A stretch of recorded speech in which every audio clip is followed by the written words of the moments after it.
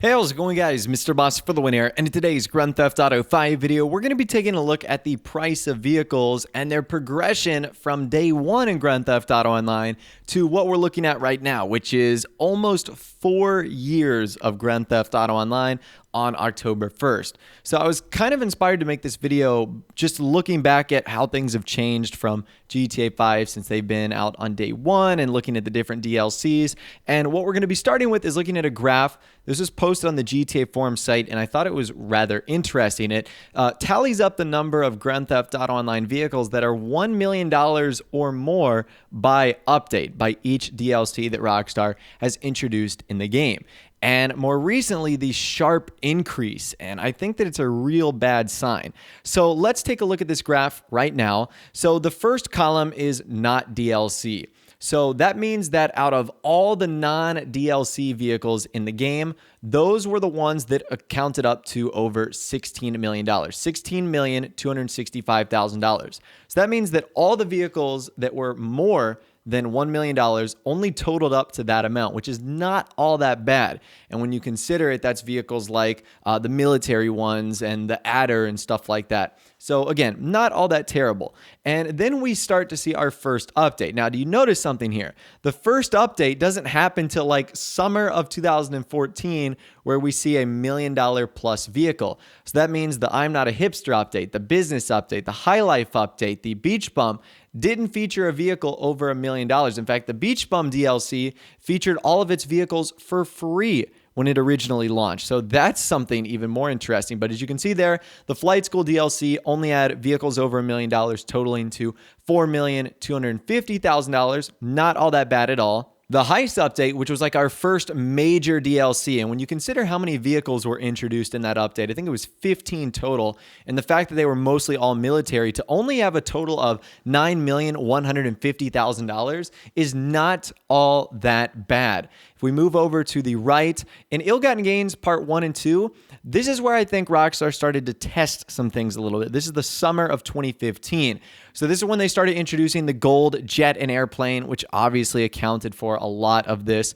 But they also started introducing higher priced supercars with the Osiris and the T20 eclipsing over $2 million. The Osiris, I think, is like $1.9 million. So that's where we kind of started to see the vehicles take a little bit of a high route. However, the theme kind of does represent a more expensive lifestyle sort of update, Ill-Gotten Gains. As you can see, the next one after that is Executives and Other Criminals. So Lowriders was actually skipped, which is kind of interesting. So the Lowriders update wasn't actually all that expensive, which I think is pretty cool, and thus no vehicles over $1 million were added.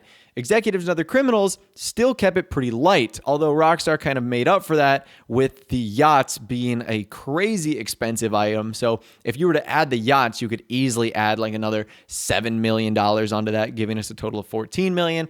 The next one after that is Finance and Felony. So in early 2016, we had the Drop Zone Surprise DLC. We also had the Valentine's update, and then Lowriders Customs Classics, which neither of those updates produced a vehicle that had over $1 million. And now we are going to be seeing all of the updates going forward. None of them are going to be getting skipped, because all of these updates have provided a vehicle priced at $1 million or more. A lot of them, in fact. So let's take a look at the first one. It's Finance and Felony, which for the time was the most expensive update of all time in terms of vehicles. This featured a lot of expensive supercars like the X80 Proto, the Grotti vehicle that was added, the Tugboat was over $1 million. So a lot of vehicles that aren't even classed as like supercars were very expensive in this update. Now, following that, you had Cunning Stunts. Now, Cunning Stunts wasn't all that expensive because it really only primarily featured on race cars and racing vehicles. So there wasn't anything like the Tug that we had to worry about. So that wasn't all that expensive. Same with Bikers. Most of the vehicles in Bikers were really inexpensive, aside from like the Hakachu Drag and maybe the Halloween bike that was eventually added. That's really the only thing I can think of. And then we get the steepest increase that we've seen with import-export. So import-export took us to the highest amount we had ever seen, which is $25 million for vehicles over $1 million. There was a lot of cars in this update, and boy, were they expensive. The Rocket Voltic, the Ruiner 2000, the Nero, cars like that, they were very, very pricey. And this is the first time I think a lot of people experienced sticker shock on an update, or they couldn't really afford anything. Now, the reason we see this big drop up next is because that's Cunning Stunts Special Vehicle Circuit. Honestly, I don't even really consider this an update. And the reason it's $1,260,000 is that's the price of the Progen GP1, which is the only vehicle that eclipsed over $1 million. So if we take that out of the way, the last 3 updates have continued to go up. $25 million with import-export. Then you can see $26 million with gun running, which featured a lot of the same weaponized vehicles, Dune FAV, weaponized Tampa, stuff like that, the APC tank. So yeah, there was a lot of vehicles, but then we see the most shocking of them all, and that is Smugglers Run, jumping up to $56 million, almost doubling what we've seen in import-export and gun running, and sometimes even tripling or quadrupling the amounts that we've seen in prior updates. Are you kidding me? This is where Rockstar really stepped it up a notch in terms of how expensive the vehicles were. Now, I get it. This is the first major update that featured aircrafts, a lot of weaponized aircrafts. And I understand that aircrafts are generally a little bit more expensive than cars, but come on. $56 million worth of vehicles that are $1 million plus.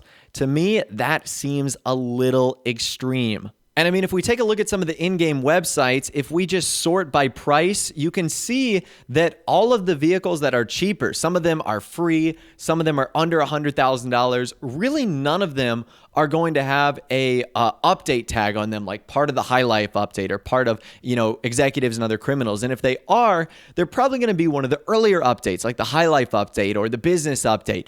You're never going to see like a super cheap car that has like scene and gun running or part of Smugglers Run or something like that. So, I mean, you can just see here, once we get to the end of these websites, like Legendary Motorsports is kind of a great example for something like this.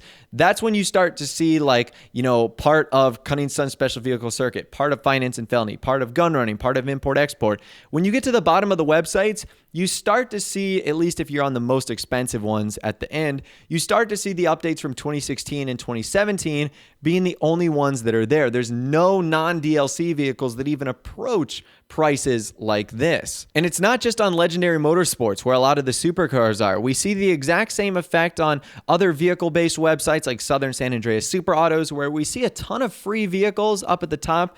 Then as we get closer down to the bottom, you see a lot of stuff from bikers, and you see a lot of stuff from Cunning Stunts making its way as the most expensive on this category, and then even on Warstock as well. Now, granted, some of the ones on Warstock are a little bit of an outlier because they're like the mule and the rental shuttle bus, but still, at the end, you see more like gun running, and you see more of Smugglers Run stuff, and that's when you get into like the $2 million, $3 million, $4 million, $5 million, and even close to $6 million price range, which is really, really insane when you're starting to get to vehicles like that. And that even continues on other websites. Like Benny's is kind of the only one that really doesn't make sense, but in a way it still does, because Benny's was originally lowriders, where a lot of the prices were either free or like $40,000 or $30,000. Now we see like the Itali GTB, $1.1 million, the Nero, $1.2 million. So even that has gotten more expensive. The only one that's kind of stayed out of it is the DocT site, which we don't really get any more boats in the game, so that one's kind of hard to like focus on. But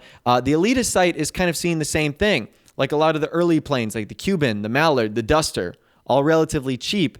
And now the ones we're seeing with Smugglers Run and, the San Andreas Flight School update and Ill-Gotten Gains, obviously with those two big ones down at the bottom, just makes things real expensive compared to what we've seen. So I almost think it would be impossible to calculate like the inflation of Grand Theft Auto Online vehicles over the years from 2013 to 2014, 2015, 16, and 17, which is where we are right now, almost 4 years out.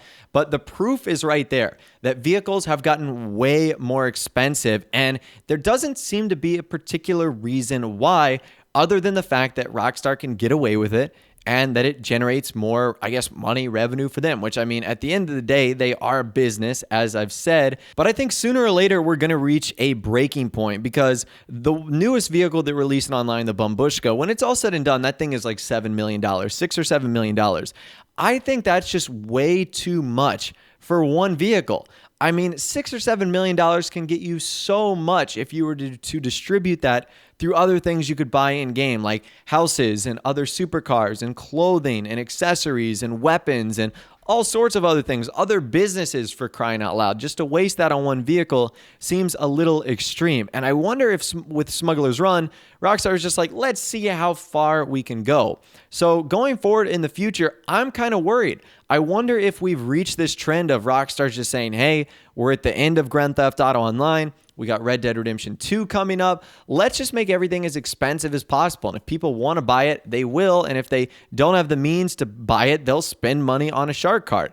And that's what I'm worried about. And I wish they would trend in the opposite direction. And this is only vehicles we're looking at here. I think it's safe to say that even other things in the game, like clothing and places to live, even though we haven't gotten new places to live in a while, but they have gotten more expensive as the updates have gone on.